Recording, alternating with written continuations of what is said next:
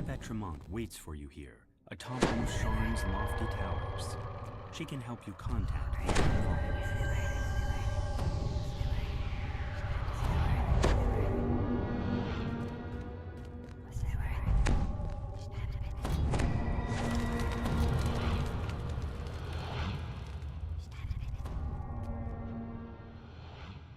Isabelle tells you to take the elevator up to the terrace, then speak to Lucien Vaunt. Her employer wants you to pass along some information about the Stormreach beacon. You enter the boarding house, an island of quiet in the hustle and bustle of the city. A genial halfling nods to you from behind the front desk. Tells you to take the elevator. A violent explosion shatters the tranquility of the boarding house and reduces the elevator to a smoking ruin. You'll have to find another way up to the terrace.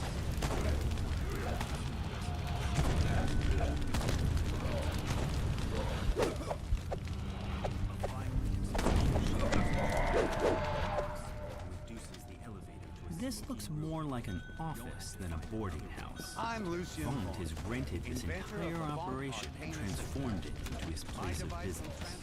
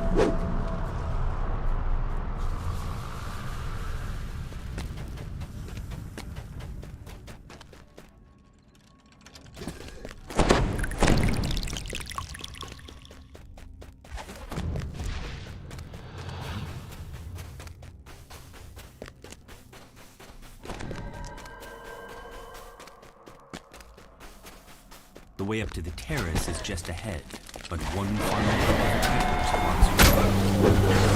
A piercing call that cracks your ears. The beast descends the ramp, unlike anything you've seen before.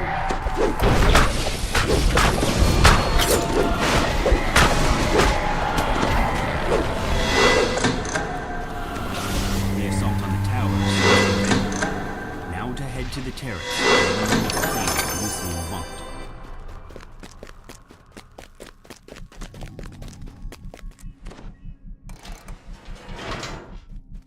The figure on the sky coach ahead matches the description of Lucien Vaunt. He seems unruffled by the attack.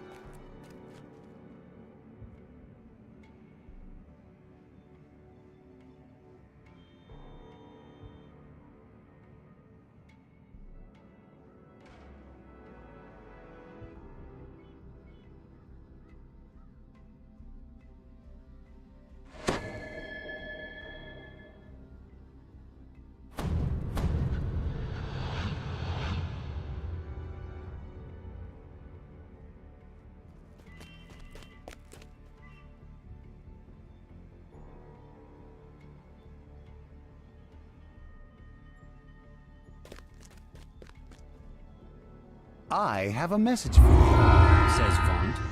The beacon belongs to me now. I paid the Boromar clan good money to get it, after all.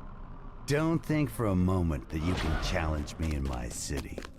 You're just setting yourself up for a fall.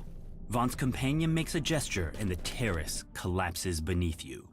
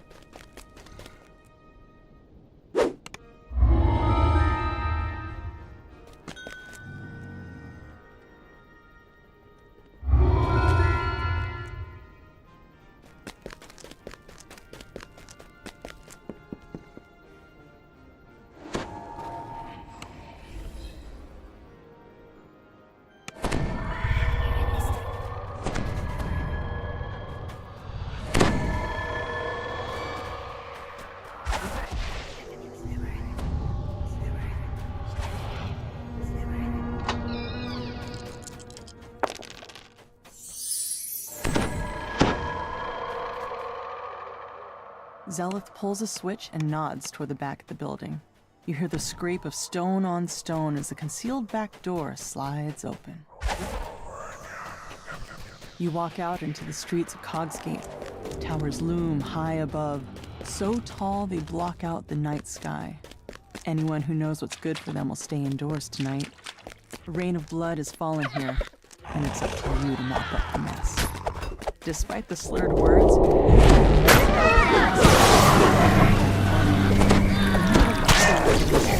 I might have to say.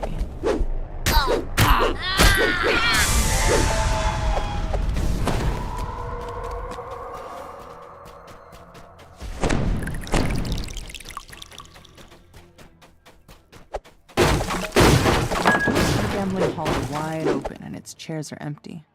Though the nearby tables are still covered with food and drink. Looks like the customers left in a hurry. A chest full of coins was left here locked and untouched. This was no robbery. You can tell that there's more to this than meets the eye.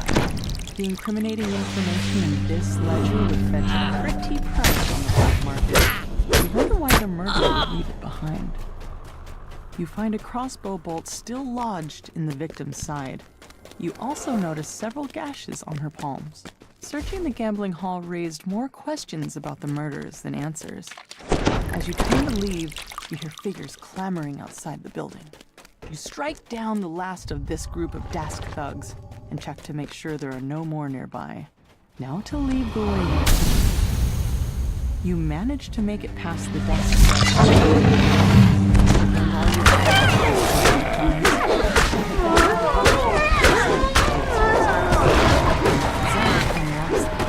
revealing a small lane that goes deeper into the heart of Cogsgate.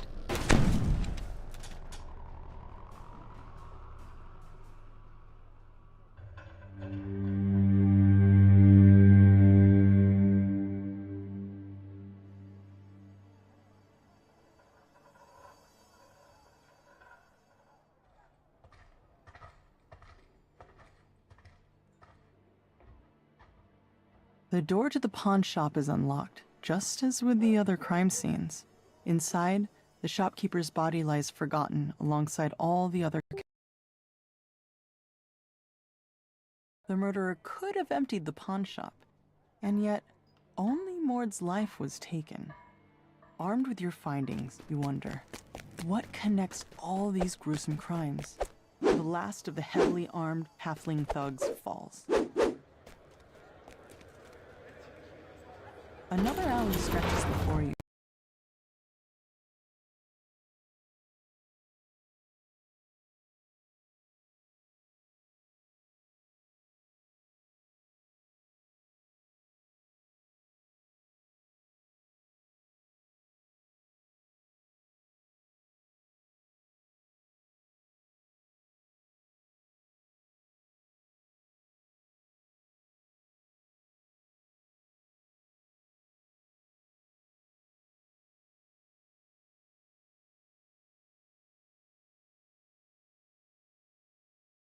The troll topples, yet another casualty of this bloody night.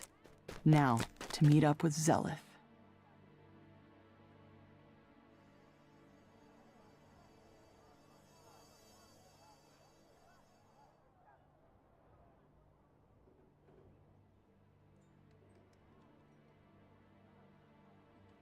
Zelith.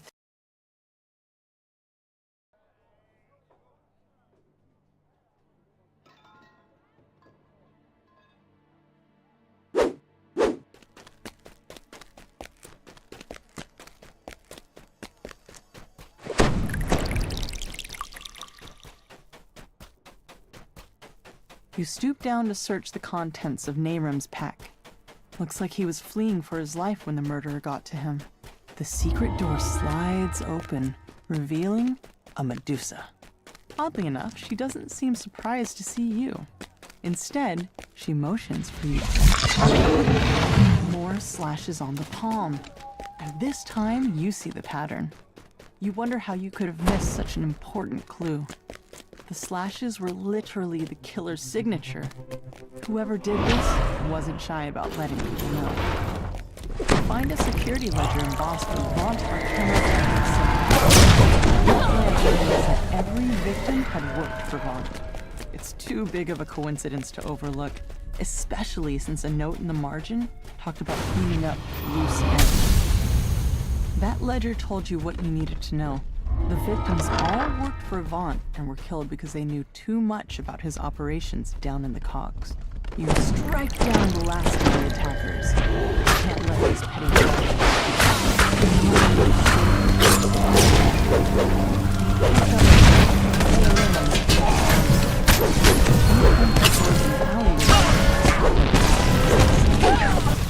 a familiar voice. Didn't you understand? And leaving your signature behind was beyond stupid. Now Zelith is onto us. It's only a matter of time before she and those adventurers come barging in here. Zolkus quickly casts a dimension door. The tiefling and the goblin disappear through it.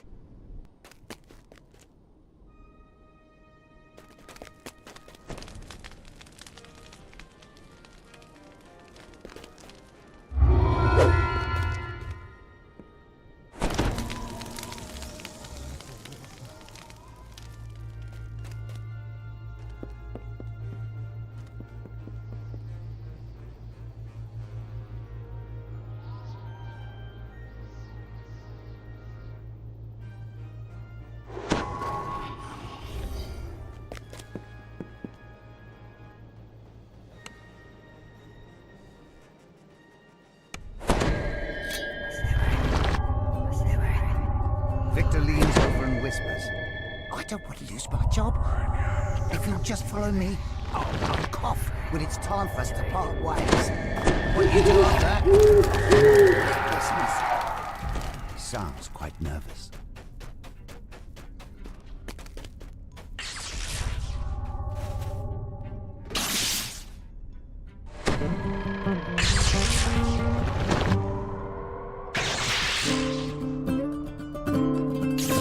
Victor coughs, nods at a flimsy-looking grate, then he hurries away, disappearing into the night. That must be your way inside. Time for you to investigate the warehouse.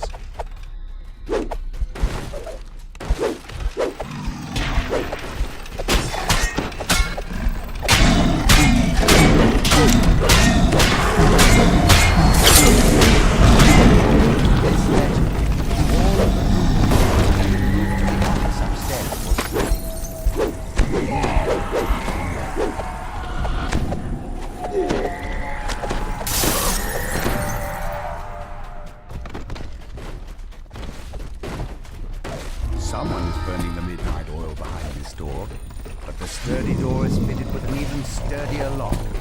You'll have to find out. You hear a a scream of pain from up top. You hear a gruff voice howling. The roof! The roof! A more measured voice responds. What of it?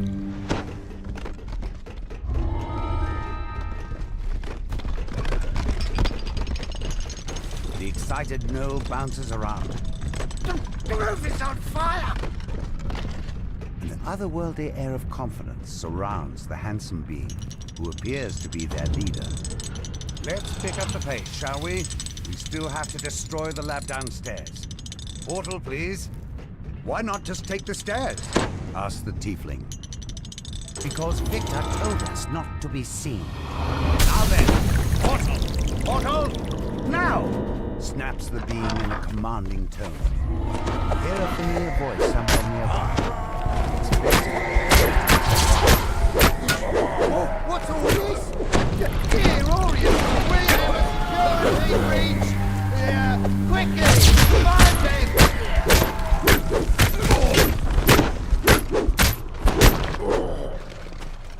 Whatever documents were stored in the office are beyond salvaging. Still, there might be something useful down in the lab.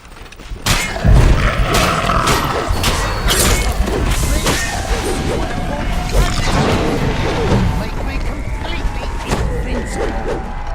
Victor presses the button. The sphere floats through You're nowhere near as clever as thought! These resources are virtually limited! I'll show up, just like that. Time's up. Your golems will have to finish this. Time to move, people. Wait, now how do I get out? I'm stuck here? Victor clearly didn't think this through. I have it! I'll just teleport away! Victor tries to do just that. It seems Victor forgot about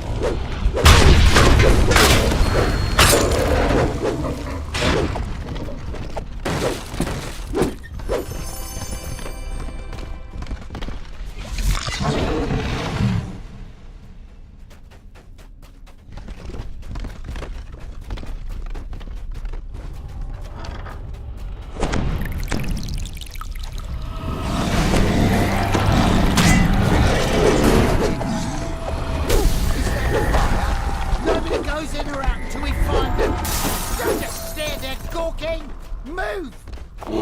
Hear the ominous hum of a dimensional anchor.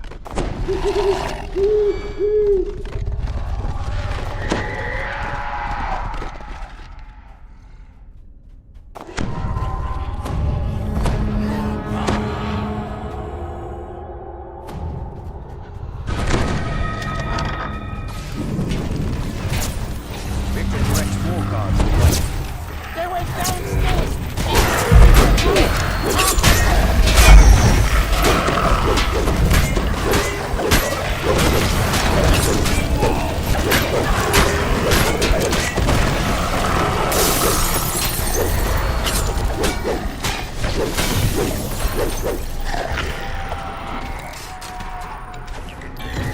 Hissing, chilling chant comes from somewhere below. Vaunt!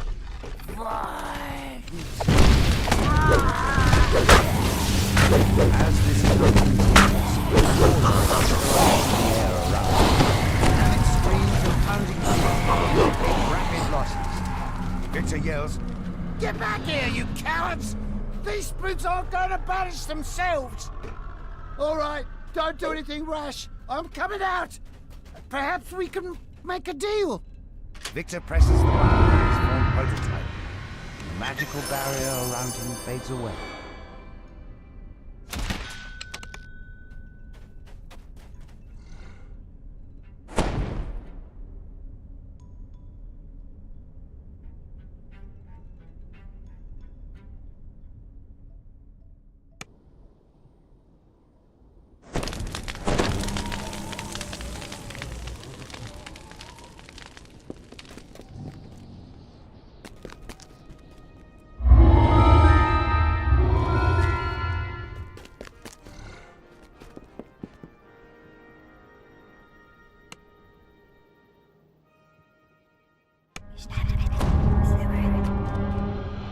The group of thugs suddenly attacked. They want to prevent you. Those Dusk thugs were loyal to their club. But this is Boromar clan territory. Something's brewing. And you're smack in the middle of it. A group of would-be patrons lingers in the courtyard. They must not be your guests. The bouncer opens the front door, allowing you to enter Club Clawfoot. The Dusk thugs lurking outside have set the assistant's nerves on edge. He wants you to check on Club Clawfoot's employees before he'll let you talk to the manager. You notice a sign on the door. Rat infestation. Exterminators have already been contacted. Do not open.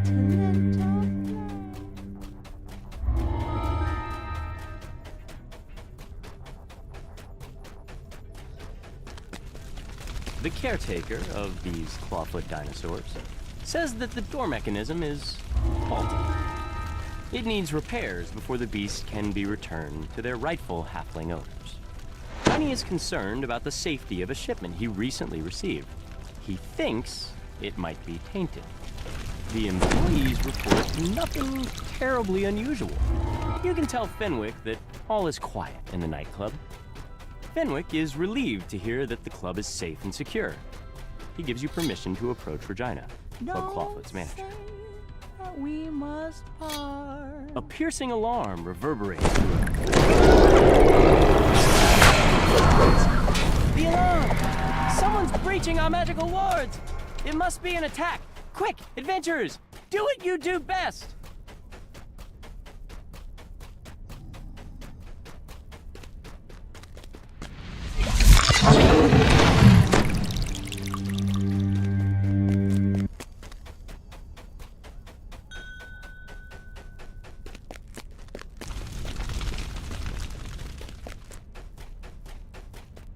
More dimension doors have opened nearby.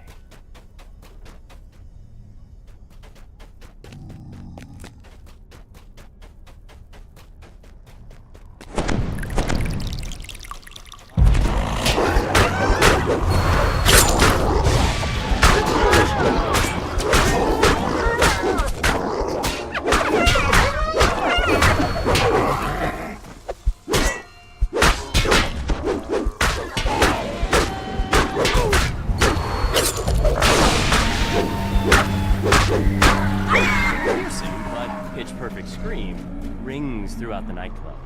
It's encore. The main stage must be under attack.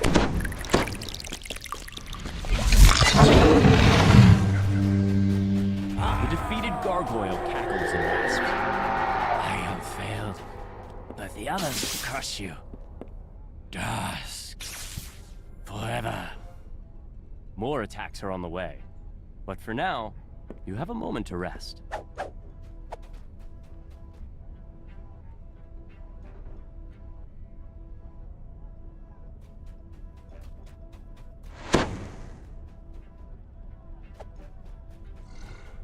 The magical alarm triggers once again.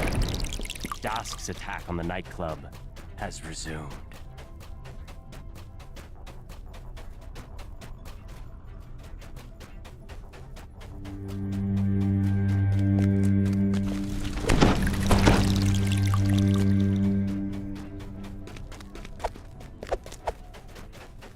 More dimension doors have opened nearby.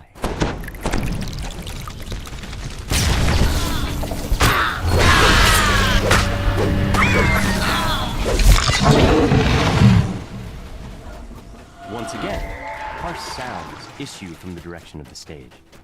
You hear panic shouts, screams, and snakes.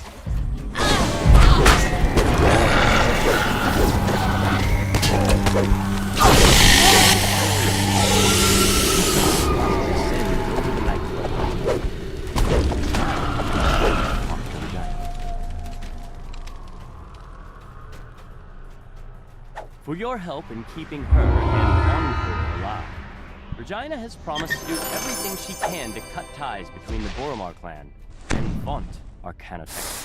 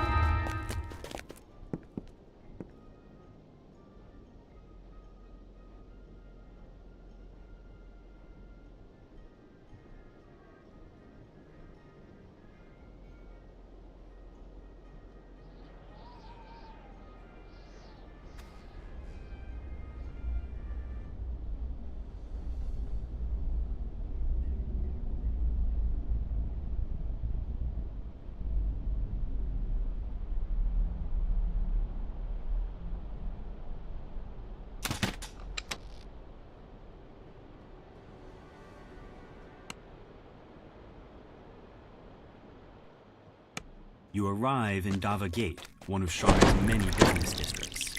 The streets are almost deserted at this hour.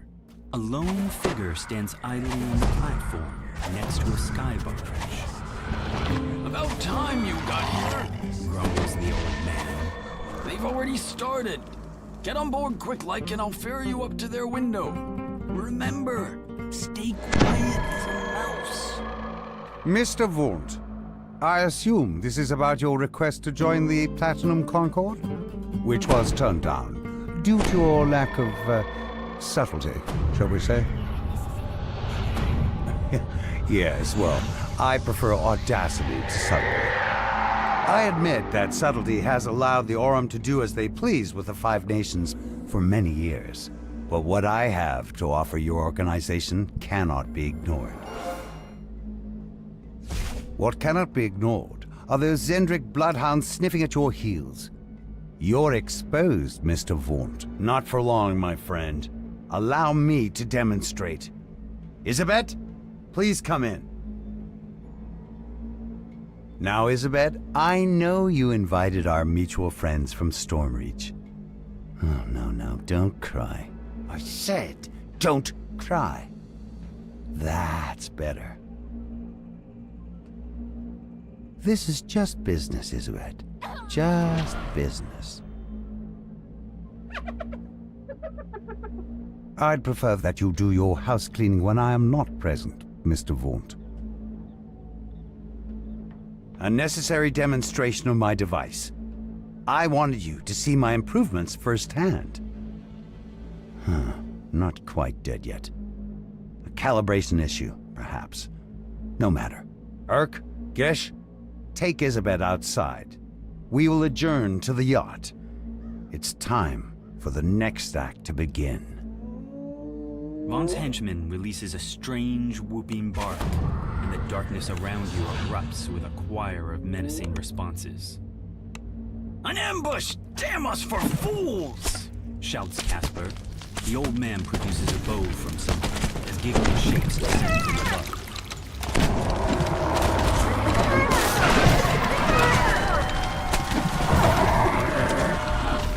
You've dispatched Vaughn's first group of assassins, but they're surely not the last. Vaughn doesn't go in for half measures. Casper wheezes out his words. Ooh, reminds me of my days in the last war, but with more chest pain. Too old for this for sure. Come here, we gotta talk about Isabet. She's still alive. I bet my life on it. You've agreed to help rescue Isabet. To do that, you'll need to clear the way so Casper can follow safely. He says to head to the southeast. Grabbing a source lead first will help even the playing field. Don't forget, Shouts Casper. those source leads can't go too high or too low without losing their enchantment. Keep above the fog and don't try to push over the higher walls and you'll be fine.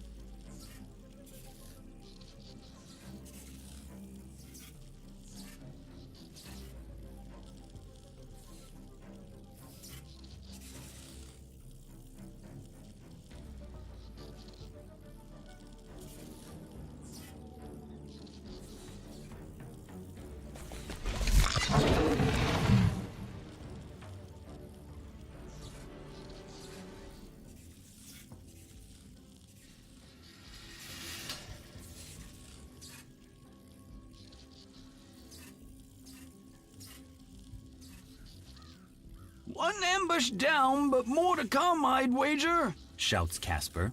Head north, friends! Up the skyway! I'll watch your back!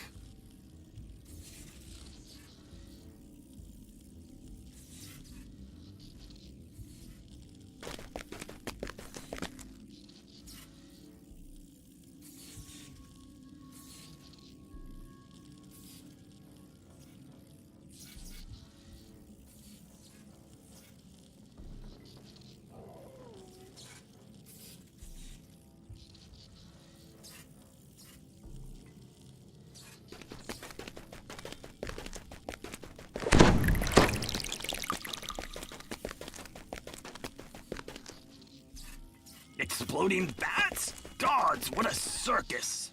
Who's going to explain this mess to the City Watch come the morning? Mutters Casper as he coasts along behind you.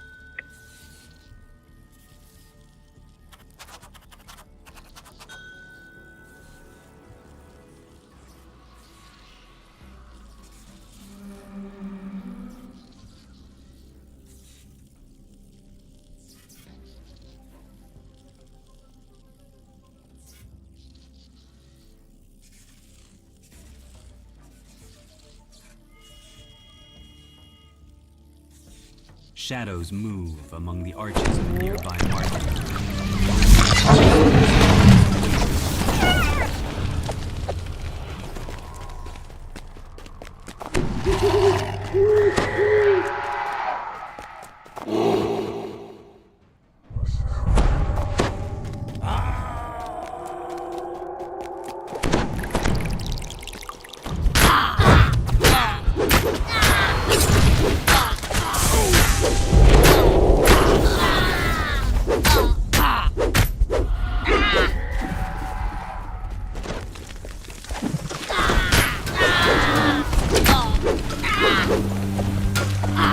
An airship equipped with a mage fire cannon waits for you near Old Town Tower. Goblins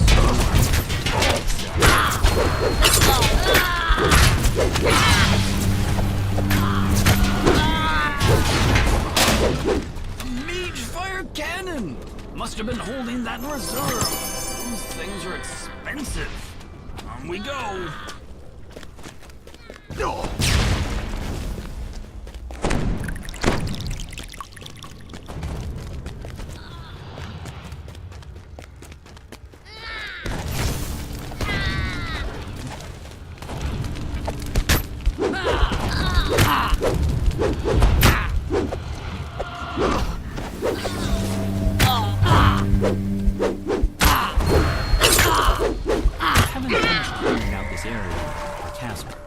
You can advance once you've made it safe.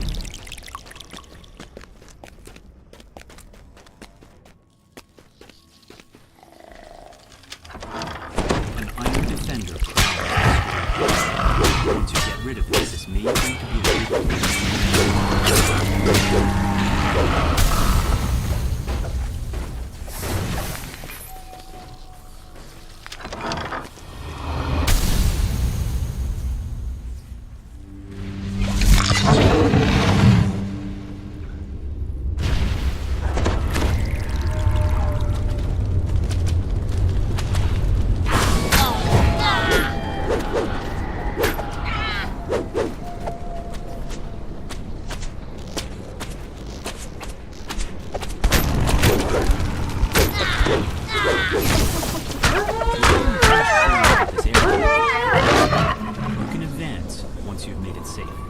Casper gasps in surprise as he reaches the wreckage of the mage fire cannons.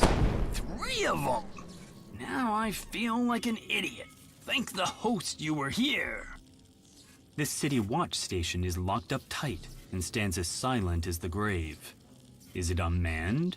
Or have the guards inside been given a reason to sit this one out? Looks like they're using sky wards. Casper tells you. Your source leads might suddenly stop working out here. Be careful. The mercenary Gish stands here, his jaws frothed.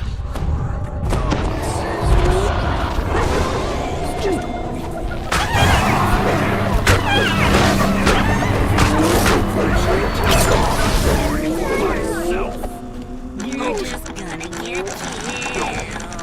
Sings out the goblin.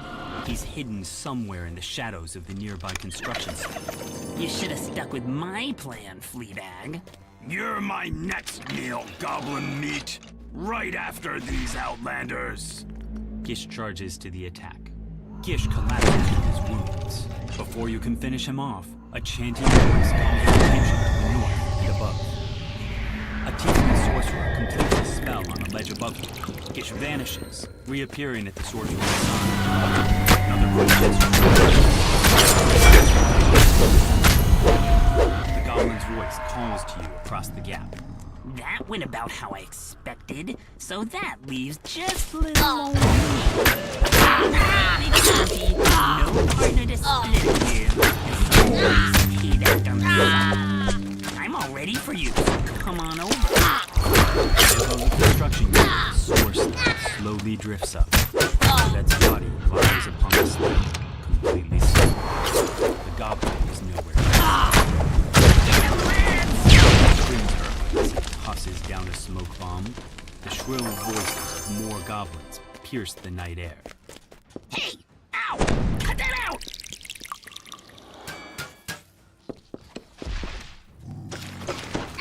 The goblin crumples in a heap. Now that you have time to catch your breath, you notice the assassin Sorcelet descending slowly, holding the limp form of Isabeth. You've reached Isabeth, but all is not well.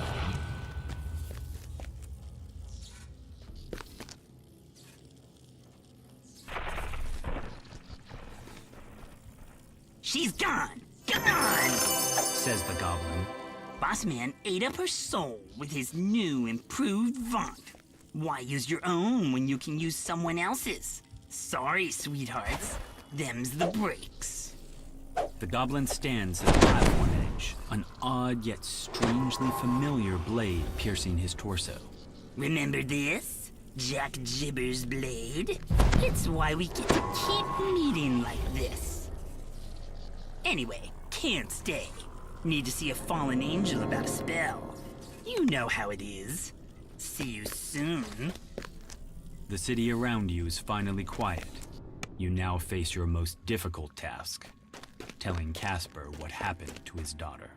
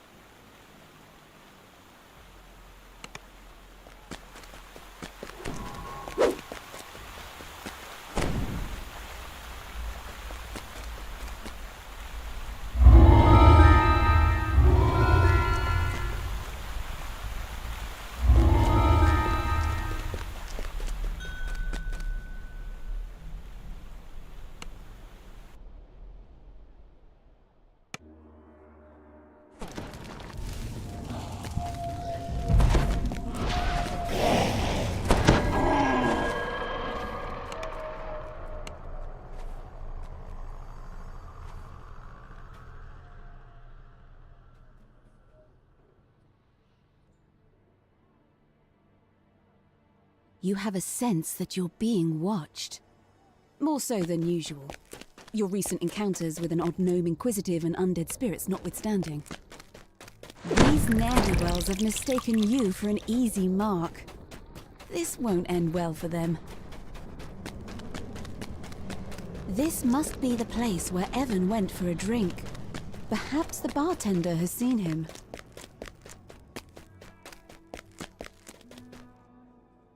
You turn to head outside, only to find a man standing in your path. He beckons you over.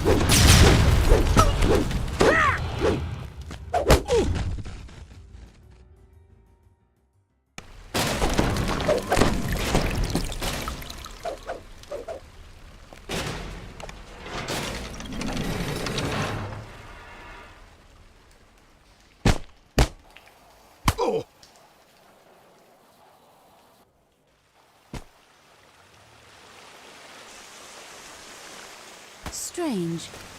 What's a treasure chest like that doing in a place like this?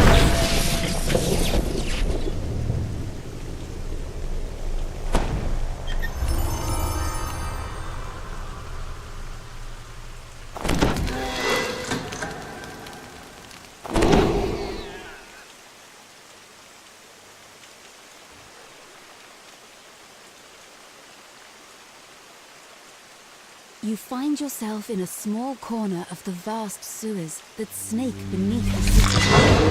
If your suspicions are correct, the mysterious House Tarkanan has a hideout somewhere nearby.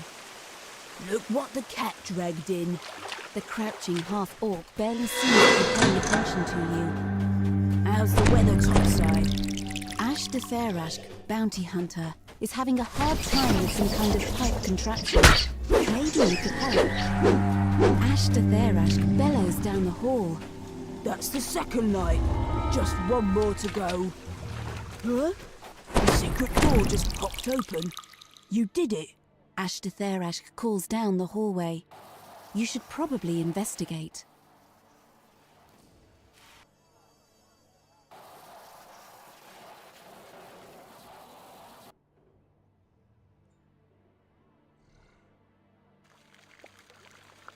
At first, Lady Thora gapes at you like a startled deer. Then she sighs with exasperation. Cursed contractors. If you want something done right, you've got to do it yourself.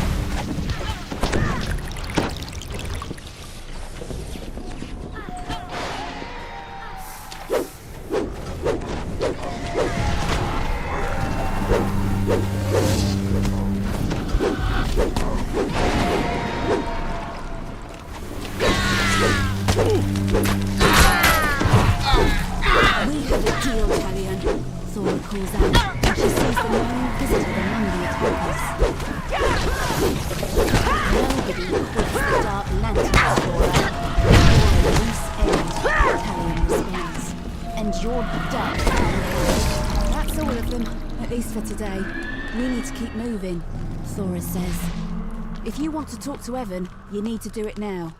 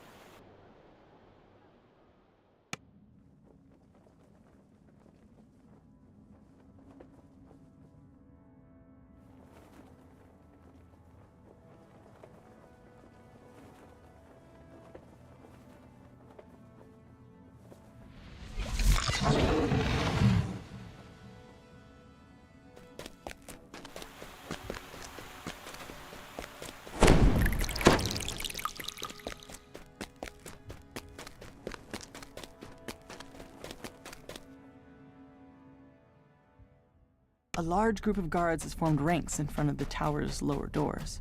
"Defend the doors!" one shouts in command. "Don't let them..."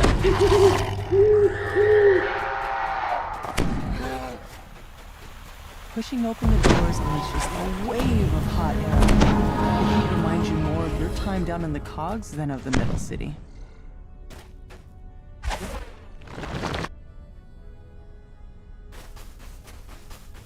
The flooring suddenly gives way beneath your feet.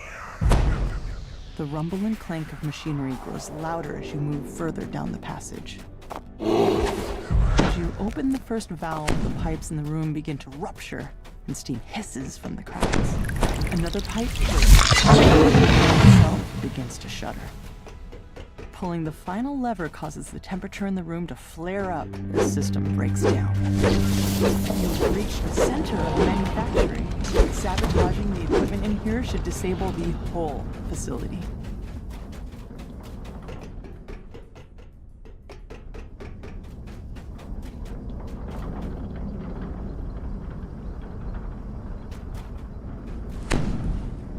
The machinery loudly grinds and squeaks.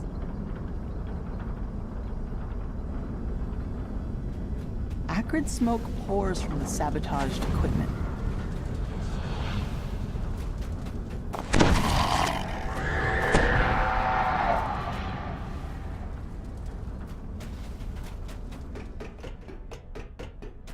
Arcane lightning crackles through the grating as the device overcharges and melts. The last piece of equipment in the main manufactory sputters and stalls.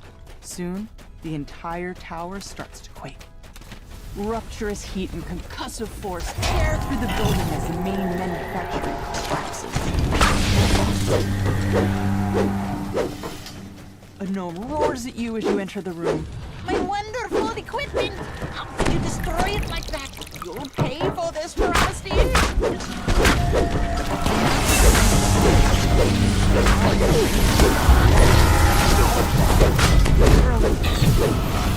The construct finally grinds to a halt, too damaged to continue its assault.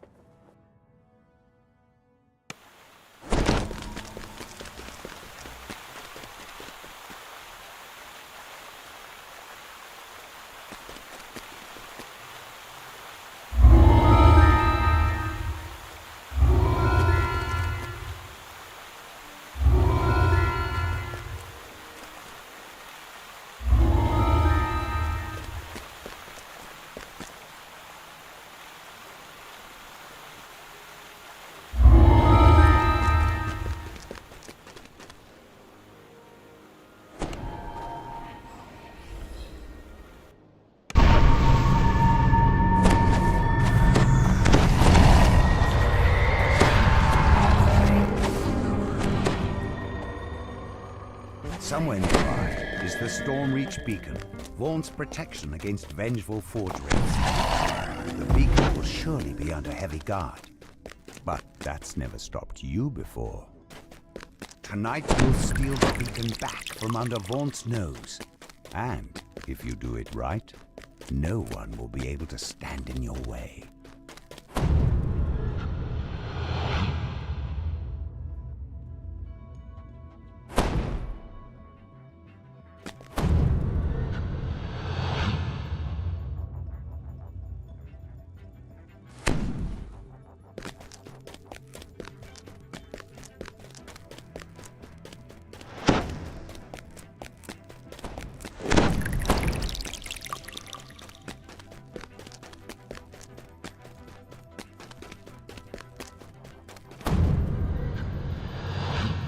Vaughn will be talking on stage for a while. Now's your chance to steal back the Stormreach Beacon.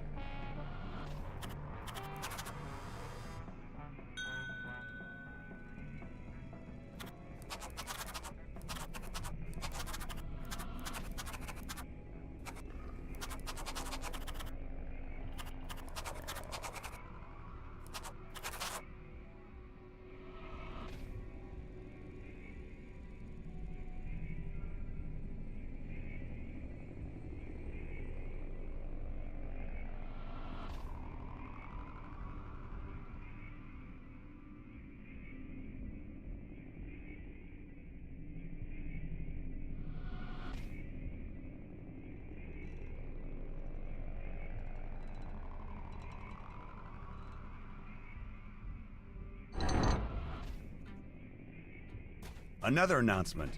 On behalf of Vaunt Arcanotechnic, it is my pleasure to announce a revised and perfected version of my device. Introducing the new Vaunt Arcane Apprentice. It now comes in black. Another announcement.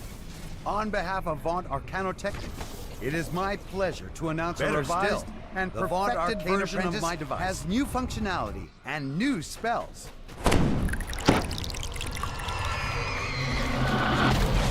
It's enough that a brute with absolutely no arcane training can use. My charming sister now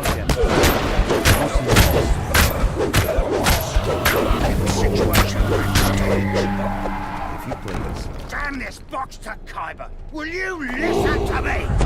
Troll lashes out in anger. Clearly, smashing it is not how you get the best value for your money. But you'll notice it still casts the spell, even when misused.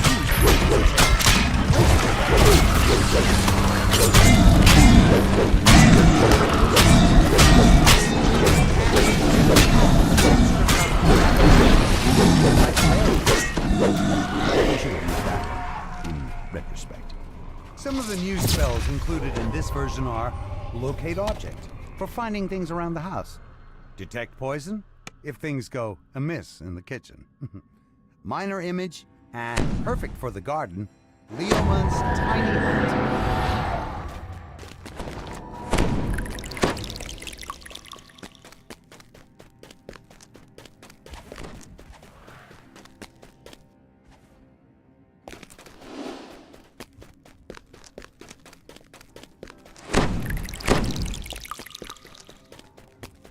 You've recovered the stolen beacon.